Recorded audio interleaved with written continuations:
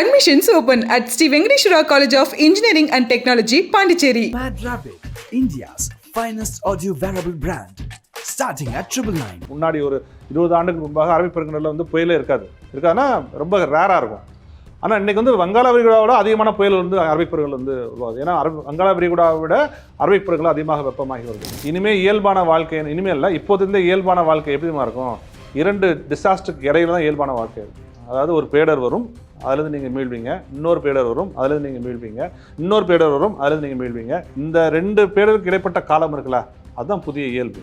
இப்போது நடக்கிற விஷயங்கள் எல்லாம் பார்க்கும்போது இந்த முறை சென்னைக்கு எவ்வளோ பெரிய ஒரு ஆபத்து வரப்போகுது அப்படின்னு நினச்சாலே கொஞ்சம் பயமாக தான் சார் இருக்குது. இன்னைக்கு இருக்கிற நிலைமையில் the most hottest mega city வந்து இந்தியா வந்து சென்னை தான். நீங்களாம் நினச்சிருப்பீங்க ஹைதராபாத், டெல்லி நினச்சிருப்பீங்க, கிடையாது. மிக மிக வெப்பமான மாநகரம் எதுனா சென்னை தான். 23 டிசம்பரில் முதல் வாரத்தில் சென்னை வெள்ளத்தை சந்தித்தோம், கடைசி வாரத்தில் தூத்துக்குடி திருநெல்வேலி போயிட்டோம்ல. ஸோ டிசாஸ்டர்லாம் வரப்போகிறதில்ல, வந்துக்கிட்டு இருக்கு. நாம் வந்து அந்த டிசம்பர் நினைச்சா தான் சார் எல்லாருக்கும் பயமாக இருக்கும். சென்னை ஏன் நான் கவலைப்படுறேன்னா, சென்னையை ஒரு சர்வதேச சமூகம் வந்து இன்டர்நேஷ்னல் பெர்ஸ்பெக்டிவில் ஒரு டிசாஸ்டர் ப்ரோன் சிட்டியாக பார்க்க ஆரம்பிச்சிட்டாங்க. ஆப்ரேஷனல் அட்மாஸ்பரிக் கொலாப்ஸ்ங்கிற ஒரு கான்செப்ட் வந்து விஞ்ஞானிகள் சொல்ல ஆரம்பிச்சிட்டாங்க. 60கள்லையா, 2060 2070 2100 அது தெரியாது. இந்த விஷயம் நடந்தால் நிச்சயமாக சிலிண்டருக்குள்ள தான் வாக்கர்.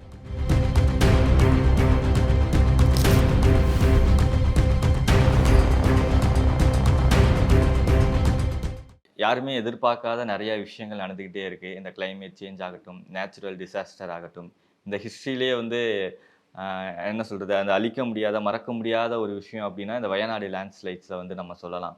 அந்தளவுக்கு மிகப்பெரிய ஒரு இம்பேக்டை கொடுத்துருக்கு. நிறையா உயிர்கள் அந்த இடத்துல வந்து பலியாகிருக்கு. இதெல்லாமே இப்போ தான் ஓரளவுக்கு வந்து சரியாகிட்டு வந்துக்கிட்டே இருந்தது. ஓரளவுக்கு வயநாடு திரும்ப கொஞ்சம் நார்மலைஸ் ஆகி ஒரு கம்பேக் ஸ்ட்ராங்கராக அது திரும்பி வரும் அப்படின்ற எதிர்பார்த்துக்கிட்டு இருந்தோம். ஆனால் திரும்பவும் அந்த ஊரில் வந்து வெள்ளம் வந்திருக்கு. ஆர்மினால் போடப்பட்ட அந்த டெம்பரவரி பிரிட்ஜஸ் எல்லாம் வந்து திரும்ப பிரேக் ஆகிருக்கு அப்படின்ற மாதிரி நியூஸ் எல்லாம் நம்ம நிறையா பார்த்துருப்போம். ஸோ அதை பற்றி சொல்லுங்கள் சார். எதிர்பாராதவர்களை எதிர்பார்ப்பது தான் புதிய இயல்பு. எக்ஸ்பெக்ட் தி அன்எக்ஸ்பெக்டட், அதுதான் நியூ நார்மல். அதை வந்து புரிஞ்சுக்கணும். நீங்கள் எதிர்பார்த்துலாம் நடக்காது, எதிர்பார்க்காதான் நடக்கும். ஸோ இதை வந்து காலநிலை மாற்றம் வந்து இது வந்து தொடர்ச்சியாக அவங்க சொல்லிக்கிட்டே இருக்குது. நீங்கள் சொன்ன மாதிரி வயநாடு டிசாஸ்டர் வந்து ஒரு 300 பேர் கிட்ட வந்து உயிரிழந்திருக்காங்க. பல நூற்றுக்கணக்கான பேர் காணாமல் வந்து போயிருக்காங்க. அஃபிஷியல் நமக்கு வந்து நம்பர்ஸ்ன்னு தெரில. இதை விட பெரிய பேடர்லாம் நம்ம வந்து 2013 உத்தரகாண்டில் பார்த்தோம். 10,000க்கும் மேற்பட்டவர் வந்து உயிரிழந்தாங்க. ஸோ அங்கே வந்து அந்த க்ளவுட் பஸ்ட்டு ப்ளஸ் அந்த லேக் பஸ்ட்டில் வந்து மிகப்பெரிய நிலச்சரிவு ஏற்பட்டு 10,000க்கும் மேற்பட்டவர் வந்து உயிரிழந்தாங்க. சென்னை வெள்ளத்தில் 1000க்கும் மேற்பட்டவர் உயிரிழந்தாங்க 2015. இதே கேரளாவில் வந்து 2018, 2021. ஸோ இது வந்து நாம் வந்து தொடர்ச்சியாக கடந்த 15-20 ஆண்டுகளில் தொடர்ச்சியாக பார்க்கக்கூடிய டிசாஸ்டர்ஸ், அதாவது பேடரோட நிலை தான் அது. இது மட்டும்தான் வெள்ளம் தான் மக்களை கொல்லுமான்னு கேட்டால் அப்படிலாம் கிடையாது. இந்தியாவில் கடந்த 10 ஆண்டுகளில் 10,500க்கும் மேற்பட்டோர் வெப்ப அலைகளால் வந்து உயிரிழந்திருக்காங்க, ஹீட் வேவ்ஸ்னால் உயிரிழந்திருக்காங்க. ஸோ இது வந்து ஒரு கடந்த பல்லாயிரக்கணக்கான மானுட வரலாற்றில், புவியியல் மானுட வரலாற்றில் இந்த காலகட்டம் வந்து ரொம்ப ரொம்ப முக்கியமான காலகட்டம். ஸோ இதில் வந்து எதிர்பாராதவர்களை எதிர்பார்ப்பது தான் வந்து நியூ நார்மலாக வந்து இருக்கும். காலநிலை மாற்றம் வந்து நம்ம எதிர்பார்க்காததை செய்கிறதை விட அதோடைய தீவிரத்தன்மையும் அதோடைய ஒரு பேடருக்கும் இன்னொரு பேடருக்குமான இடைவெளி இருக்குல்ல. இப்போ நீங்கள் சொன்னீங்கல்ல, மிலிட்ரி வந்து ஒரு பாலம் போட்டாங்க, 3 நாள் அது ஒரு வாரத்தில் போனச்சு. இதுதான் ஒரு டிசாஸ்டருக்கும் இன்னொரு டிசாஸ்டருக்கும் இடையில் உள்ள காலவெளியை சுருக்குது. எதுவுமே புதுசாக வர்றதில்லை. இது 2000 வருஷம் முன்னாடி வந்து வெள்ளம் வந்தது இல்லையா, வந்திருக்கு. 10,000 வருஷம் முன்னாடி நிலச்சரி வந்தது இல்லையா, வந்திருக்கு. அதெல்லாம் யாரும் இல்லைன்னு சொல்ல. ஆனால் ஒரு புயலுக்கும் இன்னொரு புயலுக்கும் இடையான காலவெளியை கொடுக்குது. ஒரு வெப்ப அலைக்கும் இன்னொரு வெப்ப அலைக்குமான காலவெளி வந்து சுருங்குது. இது எல்லாமே வந்து சுருங்குது அல்லது தீவிரத்தன்மையோட ஆகுது. அதுதான் வந்து இதை பார்க்கணும் நம்ம. இப்போது நீல்கிரிஸ் பொறுத்த வரைக்கும் அங்கேயும் சில லேண்ட்ஸ்லைடு வந்து நடந்திருக்கு. இந்த வெஸ்டர்ன் கட்ஸ் அந்த ஏரியா பொறுத்த வரைக்கும் எப்படி சார் இருக்குது? ஆக்சுவலாக மேற்கு தொடர்ச்சி மலைகள் வந்து ரொம்ப கடின பாறைகள் கொண்ட மலை. சரியா? நீ ஹிமாலயன் மவுண்டன்ஸ் இருக்குல்ல, இமயமலை, அது வந்து இப்போ சும்மா ஒரு சில ஆயிரம் ஆண்டுகளுக்கு முன்பாக தோன்றியவை. மேற்கு தொடர்ச்சி மலை வந்து இந்த உலகத்தில் உயிர்கள் தோன்றதுக்கு முன்பாக தோன்றிய மலை வந்து மேற்கு தொடர்ச்சி மலை. ப்ரீ கம்பேரின் ஏரான்னு சொல்கிறாங்க, அந்த காலகட்டத்தை ப்ரீ கம்பேரின் ஏரான்னு சொல்கிறாங்க. ஸோ முழுவதுமாக கடின பாறைகள் கொண்ட ஒரு மலை தான் மேற்கு தொடர்ச்சி மலை. இமயமலை நமக்கு தெரியும், கண்டங்கள் ஒட்டும்போது மேலே எழுந்த தான் வந்து இமயமலை. அது சில ஆயிரம் ஆண்டுகளுக்கு முன்பாக நடந்தது தான் அது. அவருடைய பாறைகள்லாம் வந்து ரொம்ப ஃப்ரெஜைலாக இருக்கும், ரொம்ப சாஃப்டாக இருக்கும், சாஃப்ட் ராக்ஸ். ஆனால் மேற்கு தொடர்ச்சி மலை பார்த்தீங்கன்னா ஃபுல்லாக ஹார்ட் ராக்ஸ், கம்ப்ளீட்டாக ஹார்ட் ராக்ஸு. ஆனால் அங்கே நடந்த ஒரு 250 ஆண்டுகளாக நடந்த நில பயன்பாடு மாற்றம் இருக்குல்ல, லேண்ட் யூஸ் சேஞ்ச், என்னதாக இருந்ததோ நிலம் அதில் மாறி வேற விஷயத்துக்கு போயிட்டோம்ல. தேயிலை தோட்டத்துலேருந்து ஆரம்பித்து இன்றைக்கி இருக்க ரெசார்ட்ஸு, டேமு, டனல் வரைக்கும் எல்லாமே அந்த நில பயன்பாடு வந்து நம்ம வந்து மாற்றிட்டோம். ஏன்னா இன்றைக்கி தேயிலை தோட்டத்துக்கு முன்னாடி அங்கே வந்து சோலைக்காடுகளும் புல்வெளியும் இருந்துச்சு. அந்த நிலத்தை பிடிச்சி ரெடியாக இருக்கும், கீழே வந்து விட்டுறாது. இன்றைக்கி என்னாச்சு, அதை மாற்றி தேயிலை தோட்டம் போட்டோம், வச்சு இன்வேசிவ் ஸ்பீஷிஸ். குறைஞ்சபட்ச தேயிலை தோட்டத்தையாக விட்டுக்கணும், அதாவது ஒரு கொஞ்சம் மண்ணை பிடிச்சா அது நிற்கும். ஆனால் இப்போ என்ன பண்ணிட்டோம், நம்ம வந்து ரெசார்ட்ஸ் கட்டுறோம், டனல் போடுறோம், நினச்ச போதெல்லாம் 4 லைன் 8 லைன் ரோடு போடுறோம், டேம் கட்டுறோம். ஸோ கண்ணா பின்னான்னு அடிச்சு என்னங்கன்னா நீங்கள் ட்ரில் பண்ணால் போதும், அந்த ராக்ஸ் வந்து ரொம்ப வீக்காகிடும். அந்த பாறைகள் வந்து ரெடியாக இருக்குது, மண் வந்து சரிஞ்சு ரெடியாக இருக்குது. எதுக்கு? மழை பெய்யறதுக்காக. இப்போ இதே 100 சென்டிமீட்டர் மழை வந்து ஒரு 6 மாதத்தில் பெஞ்சுன்னு வச்சுக்கோங்களேன், பிரச்சனை இல்லை. ஆனால் 100 சென்டிமீட்டர் மழை வந்து 5 நாளில் பெஞ்சதான் வந்து பிரச்சனை. அதுதான் வந்து இன்றைக்கி வந்து மேற்கு தொடர்ச்சி மலையை ஒரு டிசாஸ்டர் ப்ரோனாக, ஒரு பேடருக்குரிய விஷயமாக மாற்றியது. ஒரு முழு விஷயமும் நிலப்பயன்பாடு மாற்றம். இன்னொன்று வந்து அதிதீவிர கனமழை. இதில் என்ன நமக்கு வந்து ஒரு விஷயம்னா, மலைகளில் வந்து 2 பக்கம் இருக்கும், விண்ட்வர்ட் சைடு, லீவர்ட் சைடுன்னு சொல்லுவாங்க. விண்ட்வர்ட் சைடுனா காற்று எந்த பக்கம் வந்து மோதி எங்கே மழை பெய்யுதோ, எந்த பகுதி மழை பெய்யுதோ அது விண்ட்வர்ட் சைடு. அதுக்கு இன்னொரு பக்கம் இருக்குது வந்து லீவர்ட் சைடு. இப்போ வரைக்கும் நல்ல வேளையாக ஊட்டி, கொடைக்கானல் போன்ற பகுதியில் லீவர்ட் சைடில் இருக்குது. ஸோ மழை அதிகமாக பெய்யாத பகுதியில் வந்து இருக்குது. இதே மழை இங்கே பெஞ்சுதுன்னா இதே டிசாஸ்டர் வந்து ஊட்டி, கொடைக்கானல் நடக்கிற வாய்ப்புகள் வந்து இருக்குது. ஏன்னா போன வருஷம் வந்து சென்னையும் சரி, தமிழ்நாடும் சரி, பயங்கரமான ஒரு ஃப்ளட்டை வந்து ஃபேஸ் பண்ணாங்க சார். என்ன நினச்சோன்னா, எல்லாரும் எப்படியும் இந்த முறை எல்லாரும் இதுலேருந்து மீண்டு வந்தாச்சு, இதுக்கப்புறம் ஒரு 3-4 வருஷத்துக்கு இந்த ஃப்ளட் எதிர்பார்க்க வேணாம். ஏன்னா கடைசியாக 2015 தான் வந்துச்சு, அதுக்கப்புறம் போன வருஷம் வந்துச்சு. அப்படிங்கிறதுனால பெருசாக எதுவும் வராது அந்த மாதிரி தான் எல்லோரும் நினச்சிட்டு இருந்தோம். ஆனால் இப்போது நடக்கிற விஷயங்கள் எல்லாம் பார்க்கும்போது இந்த முறை சென்னைக்கு எவ்வளோ பெரிய ஒரு ஆபத்து வரப்போகுது அப்படின்னு நினச்சாலே கொஞ்சம் பயமாக தான் சார் இருக்குது. ஏன்னா வெயிலை பொறுத்த வரைக்குமே இந்த வருஷம் ரொம்ப அதிகமாக தான் இருந்துச்சு. மழையும் பார்க்கும்போது நம்ம எதிர்பாராததை விட முன்னாடியே நிறையா மழை வந்து பெஞ்சிருக்கு. இதுக்கப்புறமும் தான் சீசனே வந்து ஸ்டார்ட் ஆக போகுது. அப்படிங்கிறது போது இன்னும் எப்படி இருக்கும் சார் சென்னைக்கும் சரி, தமிழ்நாட்டுக்கும் சரி? என்ன மாதிரி விஷயங்கள்லாம்? சீசன்னு சொன்னீங்கல்ல, அதெல்லாம் கிடையாது. காலங்களில் வசந்தம்லாம் நமக்கு கிடையாது, சரியா?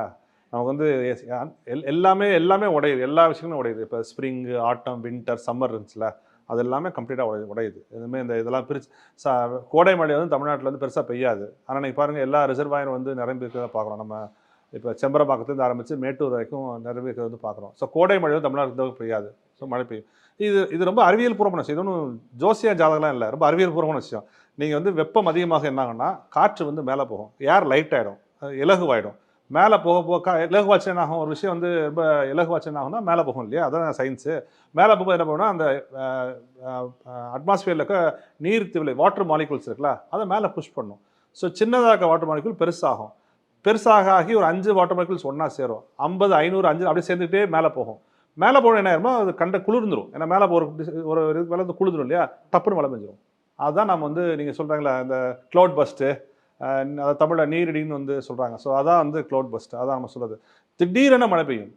ரெண்டாவது நம்ம வந்து ஒரு கவனிக்கத்தக்க விஷயம், வங்காள விரிகுடாவும் அரபிக் பெருங்கடலும் பெரும் வெப்பத்தில் வந்து ஆழ்ந்திருக்கு. ஸோ மரீன் ஹீட் வேவ்ஸ் வந்து ஒரு வங்காள விரிகுடாவை விட, இந்திய பெருங்கடலை விட அரபிக் பெருங்கடல் வந்து இன்னும் அதிகமாக வெப்பமாகி வருவதாக ஆய்வுகள் நமக்கு சொல்லுது. அதனால தான் கேரளாவில் இந்த அளவுக்கு கடுமையான மழை பொழிவதற்கு காரணம் வந்து அரபிக் பெருங்கடல் வந்து கடுமையான வெப்பத்தை சந்தித்து வருகிறது. முன்னாடி ஒரு 20 ஆண்டுக்கு முன்பாக அரபிக் பெருங்கடலில் வந்து புயலே இருக்காதுன்னா ரொம்ப ரேராக இருக்கும். ஆனால் இன்றைக்கி வந்து வங்காள விரிகுடாவோட அதிகமான புயல் வந்து அரபிக் பெருங்கடல் வந்து உருவாகுது. ஏன்னா வங்காள விரிகுடாவை விட அரபிக் பெருங்கடல் அதிகமாக வெப்பமாகி வருது. காரணங்கள் என்ன நமக்கு இன்னுமே தான் வந்து வரும். என்ன ரீசன் வந்து ஏன் பே பெங்காலோட அரபிக் ஓஷன் வந்து அதிகமாக வைப்பாங்கிற காரணங்கள் தெரிய வரும். ஸோ அது நிறையா ஹீட்டை உள்வாங்குது, பல்வேறு விஷயங்கள் வந்து இருக்குது.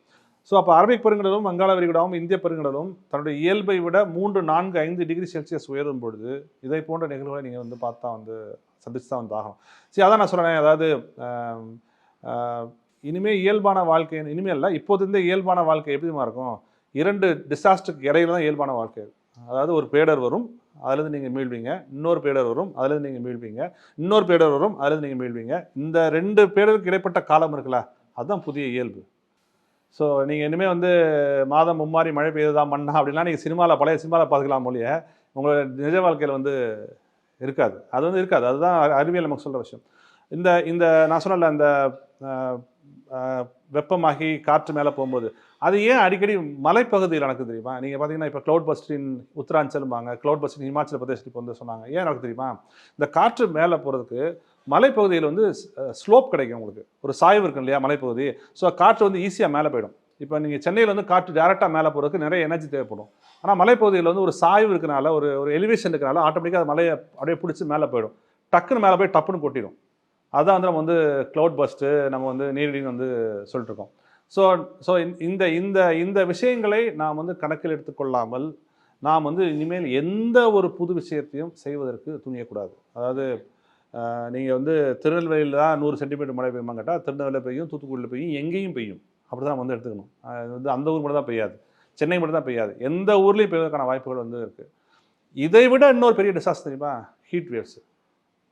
நீ சென்னை வந்து என்னவாக போயிருந்து எங்களுக்கு வந்து தெரில. இன்னைக்கு இருக்கிற நிலைமையில் the most hottest mega city வந்து இந்தியா வந்து சென்னை தான். நீங்களாம் நினச்சிருப்பீங்க ஹைதராபாத், டெல்லி நினச்சிருப்பீங்க. கிடையாது. தரவுகளின்படி, டேட்டா படி, புள்ளி விவரங்களின்படி இன்னைக்கு இந்தியாவின் மிக மிக வெப்பமான மாநகரம் எதுனா சென்னை தான். நீங்கள் சொன்ன மாதிரி இப்போ டிசாஸ்டர் கூட போராடுறதா நம்ம வாழ்க்கையாக மாறப்போகுதுன்னு நினைக்கிறேன் சார். மாறப்போகலைங்க, மாறிடுச்சு.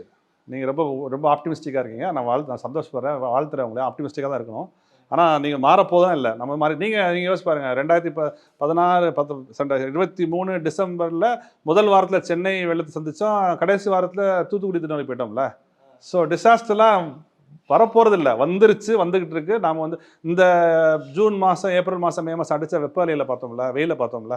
ஸோ நீங்கள் வந்து அரசாங்கமே வந்து 11 மணிலேருந்து 3 மணிக்கு வெளியே வராதீங்கன்னு சொல்லி சொன்னாங்க இல்லையா? இந்த இந்த இந்த சம்மர் சீசனில் வந்து இந்த மே ஜூனில் சீஃப் மினிஸ்டர் வந்து ஒரு அறிவிப்பு கொடுத்தாரு, யாரும் 11 மணிலேருந்து 3 மணிக்கு வெளியே வராதீங்கன்னு சொல்லி கொடுத்தாரு. சரியா? அப்போ இதோட டிசாஸ்டர் உங்களுக்கு என்ன வேணும்? இதுக்கு மேலே டிசாஸ்டர்ஸ் உங்களுக்கு என்ன வேணும்? ஸோ அதனால் வரப்போதில்லை, நடந்துகிட்டு இருக்கு. நாம் அதை வந்து இன்னும் ஃபுல்லாக புரிஞ்சுக்கலாம். அந்த டிசம்பர் நினைச்சா தான் சார் எல்லாருக்கும் பயமாக இருக்கும். இந்த முறை என்ன சார்? அதாவது இனிமேல் பயந்தெல்லாம் ஒன்றும் ரெடி ஆகிக்கணும். எக்ஸாக்ட்லி அதான். ஸோ கிளைமேட் சேஞ்சை பொறுத்த மட்டும் 3 முக்கியமான விஷயங்கள் இருக்குங்க. மட்டுப்படுத்துதல், அதன் தாக்கத்தை மட்டுப்படுத்தணும். மிட்டிகேஷன் சொல்லுவாங்க ஆங்கிலத்தில். அதாவது கார்பன் உமிழ்வை குறைத்து கிளைமேட் சேஞ்சுக்கான காரணத்தை மட்டுப்படுத்துது. 2வது அடாப்டேஷன். ஒரு தமிழ் சமூகமாக, சென்னை மாநகரமாக, தமிழ்நாடாக எப்படி நாம் அந்த புதிய இயல்புக்கு பழகிக்கொள்ள போகிறோம் அல்லது தகவச்சுக்கு போகிறோம் அப்படிங்கிற விஷயம் ரொம்ப முக்கியமான விஷயம். சரியா? உதாரணத்துக்கு இப்போ வந்து சில பேர் என்ன சொல்கிறாங்கன்னா, அந்த பள்ளிக்கரை சதுப்பில் இருந்துச்சுல, அதை ஃபுல்லாக ஆக்கிரமிச்சு இன்றைக்கி இருக்க OMRலாம் வந்திருக்கு. அந்த பகுதியில் யாரும் வந்து கிரவுண்ட் ஃப்ளோரில் வீடு கட்டாங்க அப்படி ஒரு முடிவு வர்றாங்க. கிரவுண்ட் ஃப்ளோரில் கட்டாதீங்க, எல்லாருமே கிரவுண்ட் ஃப்ளோரை விட்டுருங்க. அதுக்கு மேலே நீங்கள் வந்து ஸ்ட்ரீட் வச்சு, கார் பார்க்கிங் வச்சு, அதுக்கு மேலே 3 மாடி கட்டுங்க. நான் ஒரு உதாரணத்துக்கு சொல்கிறேன். அப்படிங்கிற முடிவுக்கு வந்து சில பேர் வந்து வர ஆரம்பிக்கிறாங்க. அரசும் வந்து அதை நோக்கி தான் வந்து போயிட்டு இருக்குது. ஸோ இதுதான் அடாப்டேஷன். நீங்கள் இனிமேல் வந்து இன்றைக்கி நீங்கள் கார்பன் எமிஷனை 0 ஆக்குனா கூட நீங்கள் வந்து தப்பிக்க முடியாது. சரியா? இந்த வெள்ளம், மழையிலேருந்து தப்பிக்க முடியாது. புவியோட சராசரி வெப்பநிலை வந்து 1.5 தாண்டிடும். சரியா? ஸோ இந்த புதிய இயல்புக்கு நாம் எப்படி ஒரு தமிழ்நாடாக தயாராக போகிறோம்? இன்னமும் நாங்கள் வந்து நீர்நிலை அழிப்போம், இன்னமும் நாங்கள் வந்து வாட்டர் பாடி மேலே வந்து நாங்கள் வந்து ரன்வே போடுவோம், இல்லை வாட்டர் பாடி மேலே நாங்கள் வந்து அப்பார்ட்மெண்ட் கட்டுவோம்னு சொன்னீங்கன்னா யாரும் நம்மளை வந்து காப்பாற்ற முடியாது. சரியா? இன்றைக்கி வந்து சென்னை ஏன் நான் கவலைப்படுறேன்னா, சென்னையை ஒரு சர்வதேச சமூகம் வந்து இன்டர்நேஷ்னல் பெர்ஸ்பெக்டிவில் ஒரு டிசாஸ்டர் ப்ரோன் சிட்டியாக பார்க்க ஆரம்பிச்சிட்டாங்க. நீங்கள் ஒன்று வெப்பம் அடிக்குது, இல்லை வெள்ளம் வருது. ஸோ அப்போ இந்த 2 வரப்போ எப்படி தொழில், நீங்கள் வந்து நம்ம ஒரு பக்கம் கனவு வச்சுருக்கோம், $1 trillion எக்கனாமி ஆக்கணும்னு வந்து வச்சுருக்கோம், நம்மளோட கனவு வச்சுருக்கோம். ஆனால் நீங்கள் வந்து சென்னை வந்து ஒரு டிசாஸ்டர் ப்ரோன் சிட்டி நீங்கள் வந்து இன்டர்நேஷனல் லைன்ஸ்க்கு நீங்கள் கொடுத்தீங்கன்னா யார் வருவா தமிழ்நாட்டுக்கு? நீங்கள் சென்னைக்கு வருவது சென்னைக்கு வருவது மட்டுமல்ல, இங்கேருந்து கன்னியாகுமரி வரைக்கும் உள்ள ஏரியாவுக்கு வந்து வரதுன்னா நீங்கள் சென்னையை மையமாக தான் நீங்கள் வந்து வருவீங்கன்னா சென்னை தான் தலைநகரம், இங்கே தான் அரசாங்கம் இயங்குது, இங்கே தான் உங்களுக்கான பாலிசிஸ் வந்து உருவாக்கப்படுது. அப்போ சென்னையை ஒரு டிசாஸ்டர் ப்ரோன் சிட்டியாக இன்டர்நேஷனலைஸ் காமிச்சிட்டு நீங்கள் எப்படி தமிழ்நாடு வந்து வளர்ச்சிட முடியும்னு வந்து நம்ம வந்து நினைக்க முடியும்? ஸோ சென்னையை நிச்சயமாக காப்பாற்றுவது மூலமாக தமிழ்நாட்டை காப்பது தான் நம்ம வந்து சொல்லுவோம். ஏன்னா நீங்கள் சொன்னீங்க இந்த முறை வந்து திருநெல்வேலியிலும் மழை பெய்யலாம், தூத்துக்குடியிலும் மழை பெய்யலாம், சென்னையில் மட்டும்தான் பெய்யணும்லாம் இல்லை அப்படின்னு சொல்லி எதிர்பார்க்க முடியாது சார் எந்த ஊரில் எவ்வளோ மழை பெய்யும் அப்படின்னு சொல்லி. ஆனால் லைக் உங்களோட கணிப்புப்படி லைக் வரக்கூடிய நாட்களில், வரக்கூடிய மாதத்தில் இந்தந்த ஏரியாலெல்லாம் அதிகமாக டேமேஜ் ஆக வாய்ப்பு இருக்குது அப்படின்னா என்ன சார் சொல்லுவீங்க? சரி, பொதுவாக கடற்கரை ஒரு பகுதியில் அதிகமாக டேமேஜ் ஆகும். கடுமையான ஒரு மழைப்பொழி வந்து எதிர்பார்க்கலாம். ஏன்னா அது காரணம் மரைன் ஹீட் வேவ்ஸ், அதாவது வெப்ப அலைகள் வந்து முக்கியமான காரணம். ஹியூமிடிட்டி அதிகமாக இருக்குது. ஸோ ஈஸியாக வந்து மழை பெய்யும். மலைப்பகுதிகள் வந்து மழையை வந்து எதிர்பார்க்கலாம். அதை நான் சொன்னேன். இப்போ நீ வந்து இப்படி சொல்லிட்டு தருமபுரியில் மழை பெஞ்சுன்னா ஏன் நீங்கள் சொல்லுன்னு சொல்லி கேட்க முடியாது. ஸோ அதனால் நீங்கள் வந்து எங்கேயுமே நீங்கள் வந்து அப்படி வந்து சொல்ல முடியாது. இங்கே தான் மழை பெய்யும். மதுரையில் முந்தா நாள் வந்து கடுமையான மழை. சரி, மழை வந்து நமக்கு வந்து அளவை பற்றி கவலை இல்லை. இப்போ 50 சென்டிமீட்டர் மழை கூட பெய்யலாம், பிரச்சனை இல்லை. ஆனால் அது ஒரு நாளாக பெய்யக்கூடாது. 50 சென்டிமீட்டர் மழை வந்து ஒரு அட்லீஸ்ட் ஒரு 2 மாதத்தில் பெஞ்சுன்னு வச்சுக்கோங்களேன், நமக்கு ஒன்றும் பிரச்சனை இல்லை. 50 சென்டிமீட்டர் மழை இங்கே பிரச்சனை வந்து ஒரு நாள். சென்னையில் 49 சென்டிமீட்டர் மழை வந்து ஒரு நாளில் பெஞ்சு தான் பிரச்சனை. தூத்துக்குடி திருநெல்வேலியில் ஒரு வருஷம் பெய்ய வேண்டிய மழை, எனக்கு ரொம்ப நான் சிரிச்சுட்டு சொன்னாலும் இப்போ வேதனையோட சொல்கிறேன், ஒரு வருடம் பெய்ய வேண்டிய மழை வந்து ஒரு நாளில் பெஞ்சுது. எங்கே திருவள்ளூரில் 950 mm 95 சென்டிமீட்டர் மழை வந்து அவங்களோட ஒரு வருட மழைப்பொழிவு. 360 நாளில் பெய்ய வேண்டிய மழை ஒரு நாளில் பெஞ்சா என்ன ஆகும்? அதுதான் வந்து இன்னைக்கு வந்து நடந்துட்டுருக்கு. ஆனால் நீங்கள் சொன்ன மாதிரி இந்த டிசாஸ்டரை தடுத்து நிறுத்த முடியாது, நம்ம தான் அதுக்கேற்ற மாதிரி இப்போ தயாராகிக்கணும்னு நினைக்கிறேன் சார். இப்போ வரக்கூடிய நாட்களில் நம்ம எப்படியெல்லாம் தயார்படுத்திக்கணும் சார்? இல்லை அதான். ஸோ நான் ஏற்கனவே சொன்ன மாதிரி காலநிலை மாற்றம் கொண்டக்கூடிய பேரிடர்களை வந்து நாம் வந்து எதிர்கொள்வதற்கு 3 முக்கியமான விஷயங்கள் இருக்குது. ஒன்று மிட்டிகேஷன், நான் ஏற்கனவே சொன்னேன். 2வது அடாப்டேஷன், தகவமைச்சுக்கணும். நீங்கள் வந்து இன்னமும் நான் வந்து சென்னைக்கு மேற்கு பக்கம் இருக்க நீர்நிலைகள்லாம் அடித்து நான் வந்து ரன்வே போடுவேன், நான் வந்து மால் கட்டுவேன்னு சொன்னீங்கன்னா தமிழ்நாட்டையும் சென்னையும் யாரும் காப்பாற்ற முடியாது. ஸோ அப்போ அது ஏன் ரொம்ப முக்கியம் தெரியுமா? சென்னையோட இன்னைக்கு அதாவது அர்பன் ஹீட் ஐலண்ட் சொல்லுவாங்க, பெருநகர வெப்பமண்டல திட்டுகள்னு சொல்லுவாங்க. இப்போ சென்னையில் நீங்கள் வந்து திடீர்னு நீங்கள் டெம்பரேச்சர் வரும் பார்த்தீங்கன்னா 43 டிகிரி செல்சியஸ் சொல்லுவாங்க, ஆனால் ஃபீல்ஸ் லைக் பார்த்தீங்கன்னா 50ன்னு சொல்லுவாங்க. நீங்கள் உங்களுடைய மொபைல் ஆப்பில் டெம்பரேச்சர் இன் சென்னை போட்டு பாருங்கள், அதில் டெம்பரேச்சர் இஸ் 38 டிகிரி செல்சியஸ் சொல்லும், but feels like 40 degree Celsius சொல்லும். ஏன் தெரியுமா? இங்கே ரொம்ப கான்கிரீட் கட்டிடம்.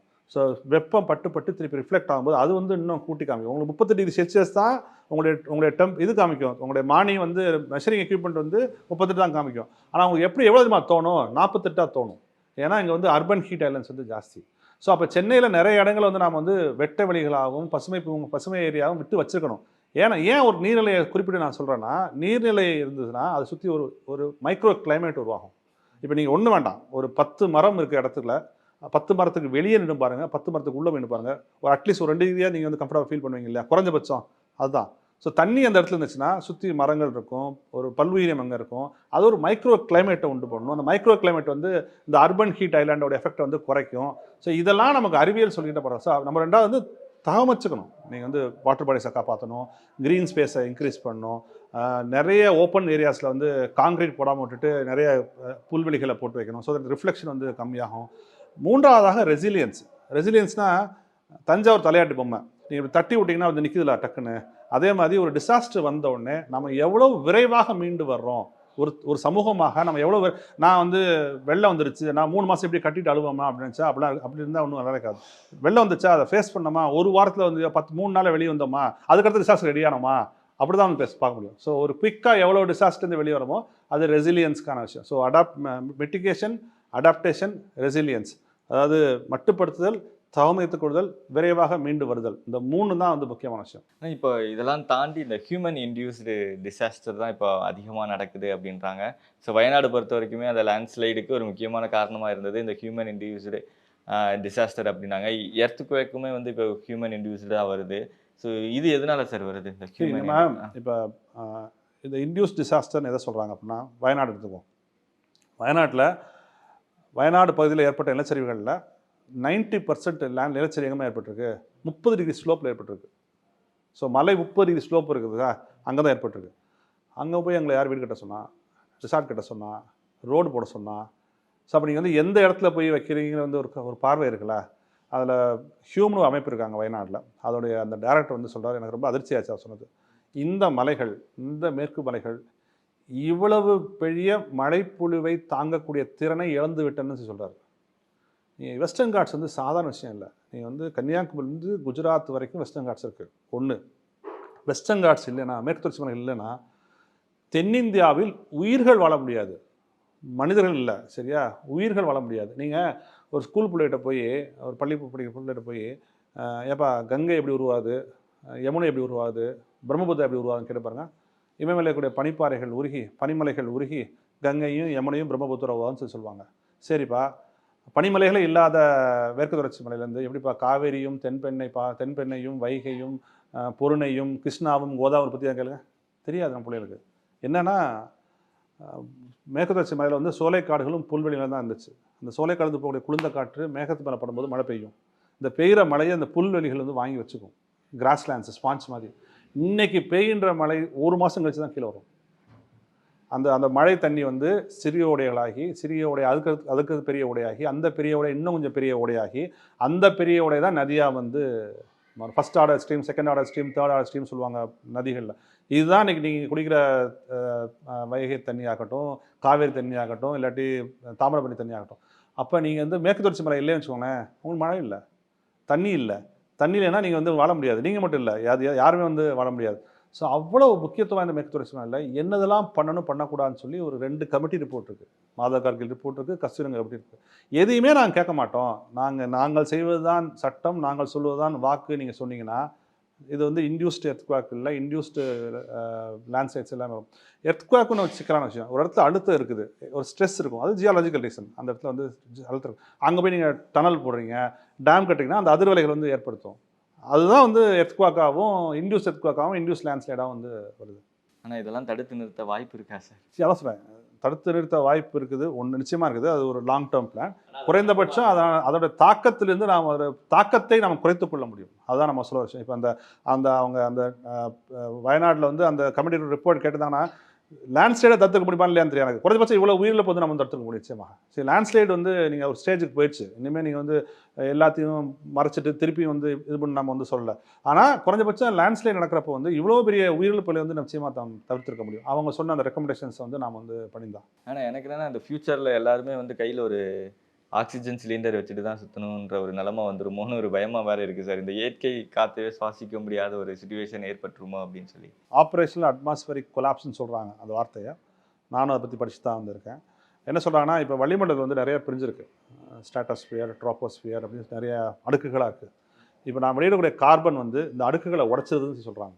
இந்த டிஃப்ரெண்ட் லேயர்ஸாக இருக்குது இல்லையா, அது வந்து கம்ப்ளீட்டாக உடைச்சது அப்படின்னு சொல்லி சொல்கிறாங்க. ஸோ அப்படி நடந்துச்சு என்ன ஆகும்னா, சிலிண்டருக்குள்ளே தான் உங்கள் வாழ்க்கை இருக்கும். சிலிண்டருக்குள்ள வாழ்க்கை இருக்குன்னா நீங்கள் அப்படியே சிலிண்டருக்குள்ளே போய் உட்காந்து மாட்டீங்க.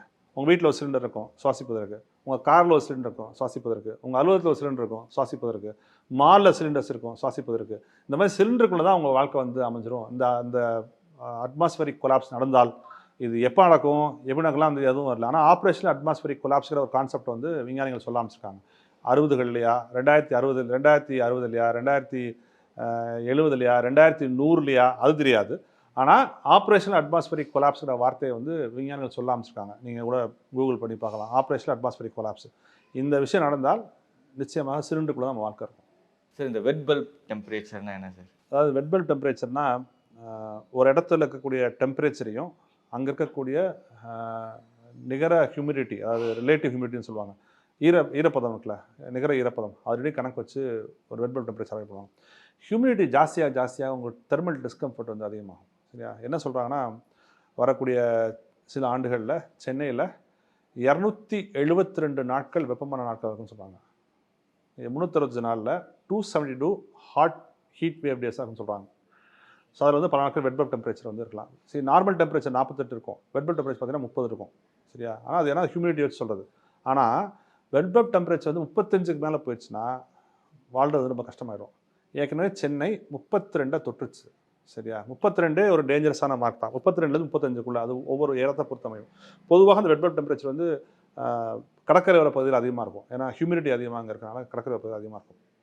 ஸோ இந்த வெட் பல்ப் டெம்பரேச்சர் 35 டிகிரிஸ் போயிடுச்சுன்னா நீங்கள் வெளியே போகவே கூடாது, வீட்டில் வரணும். நான் என்ன சொல்கிறேன்னா, இப்போ மிடில் கிளாஸுக்கு பிரச்சனை இல்லை, அவங்க வந்து ஏசி வாங்கிடுவாங்க, எல்லாம் போட்டு பார்த்துக்குவாங்க.